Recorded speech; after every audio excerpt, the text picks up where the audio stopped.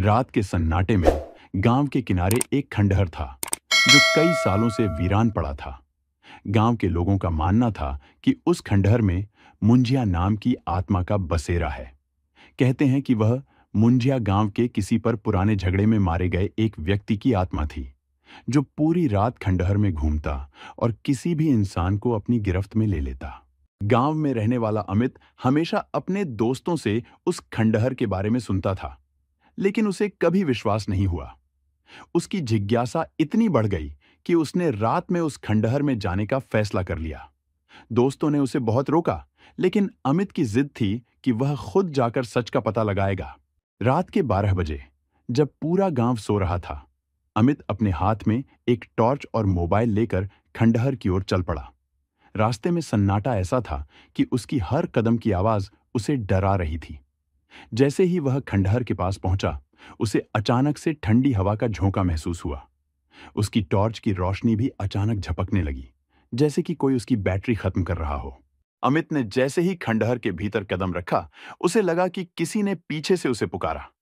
उसने पीछे मुड़कर देखा, लेकिन वहां कोई नहीं था। तभी अचानक से उसकी टॉर्च की रोशनी पूरी तरह से बंद हो गई और चारों ओर अंधेरा छा गया। उसके दिल की धड़कनें तेज हो गईं।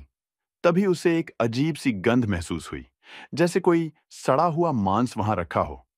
अमित ने सोचा कि यह उसकी कल्पना हो सकती है, पर तभी उसे खंडहर के कोने में एक छाया दिखाई दी। अमित ने हिम्मत करके उस छाया के पास जाने की कोशिश की। तभी अचानक वह छाया उसके सामने आ गई। वह एक लंबी और पतली आकृति थी। उसके चेहरे पर अजीब सी दरारें थीं और आंखें आग की तरह जल रही थीं। क्यों आया है यहां? उसने धीमे पर डरावने स्वर में पूछा। अमित का गला सूख गया। उसने हिम्मत करके जवाब दिया, मुझे ये देखना था कि मुंजिया की कहानियां सच हैं या नहीं। उस छाया ने कहा, मैं ही मुंजिया हूं। इस खंडहर में आने वाले किसी भी इंसान को मैं जिंदा नहीं छोड़ता। अमित के शरीर में कंपी दौड़ गई और उसने भागने की कोशिश की। लेकिन जैसे ही वह दरवाजे की ओर बढ़ा, खंडहर का दरवाजा अपने आप बंद हो गया। अब उसकी सांसें तेज हो गईं और उसने महसूस किया कि मुंजिया उसकी ओर बढ़ रहा है। अमित ने चीखने की कोशिश की, लेकिन कोई आवाज नहीं निकल रही थी। मुंजिया ने अपनी लंबी नुकीली उंगलियां अमित की गर्दन पर रख दी और धीरे धीरे उसकी आत्मा को खींचने लगा। अमित की आंखें अंधेरे में धुंधली पड़ने लगीं और फिर अचानक खामोशी छा गई।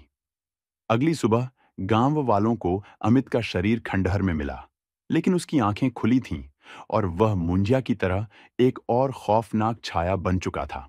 जब भी मुंजिया की कहानियां सुनाई दें, उन पर विश्वास करें और ऐसी जगहों से दूर रहें जहां रहस्यमयी और खौफनाक कहानियां होती हैं। इस कहानी में रोमांच, खौफ और रहस्य को हर क्षण बनाए रखा गया है, जो श्रोताओं को अंत तक बांधे रखेगा।